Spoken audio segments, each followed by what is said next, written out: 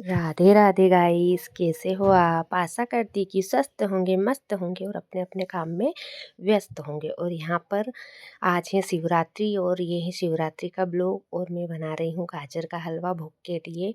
और अब हम करेंगे पूजा, अभिषेक और सब कुछ। आप आगे बने रहे ब्लॉग में। तो यहाँ पर कर दी थी हमने पूजा पाठ की तैयारी। मेरी देवरानी ने सब तैयारी करके बैठी थी जब तक मेरा हलवा बन चुका था। उसके बाद हमने बनाई थी पार्थिव शिवलिंग और जो हमारी शिवलिंग की पिंडी थी वो सब हमने थाली में रख ली, क्योंकि हम करेंगे यहाँ बैठ के पूजा आराम से। मंदिर में तो जाते हैं पर मंदिर में अच्छे से बैठ के पूजा नहीं होती, क्योंकि बहुत भीड़ रहती है। इसलिए हमने सोचा कि अपन अच्छे से घर पे ही अभिषेक पूजा करके फिर मंदिर चलेंगे। हम तीनों सास बहू यहाँ पर नहा चुके थे और नहा के फिर हम लग चुके थे अभिषेक में। ये सब हम तीनों बारी बारी से अभिषेक कर रहे थे। फिर हमने अभिषेक किया। उसके बाद मतलब जो एक बात ही घर पे पूजा करते हैं, शिवलिंग बनाते हैं, उसकी तो बात ही कुछ अलग रहती है। फिर हमने पूजा पाठ करके आरती की और आरती कर रहे थे जब तक कि रियांश भाई भी नहा धो के आ चुका था। फिर रियांश ने भी आरती की हमारे साथ साथ, और जानवी तो भी नहाई नहीं थी, वो ऊपर नीचे ही दौड़ लगा रही थी। उसके बाद हमने करी पूजा।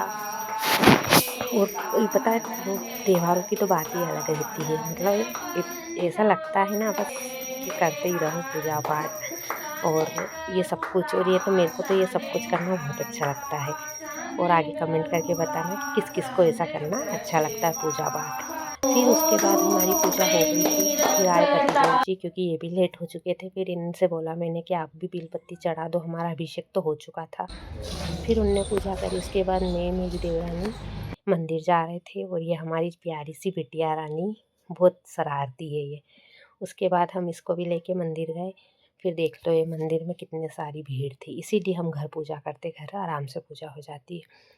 फिर मंदिर में आके देखा तो सब यहाँ अपने नंबर लगा लगा के खड़े थे। हमसे बोला कि तुम भी नंबर लगाओ, तो हमने भी नंबर लगा लिया। उसके बाद हमारा नंबर आया।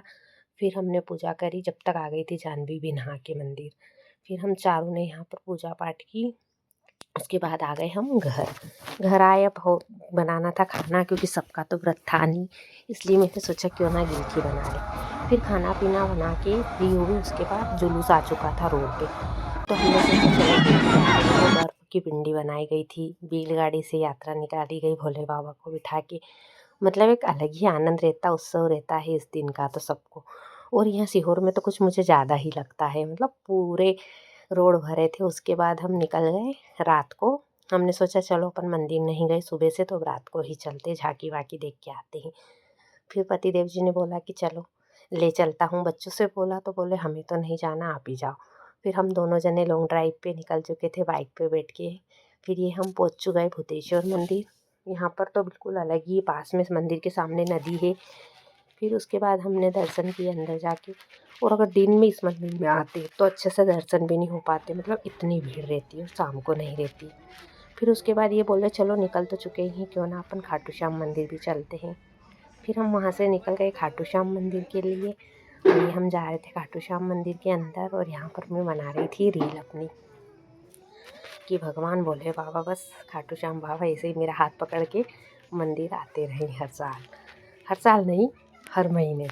फिर उसके बाद हमने कर लिए मंदिर के दर्शन, और आप भी कर लो खाटू बाबा के भी दर्शन। और ये रुद्राक्ष से उनका पूरा श्रृंगार किया गया था।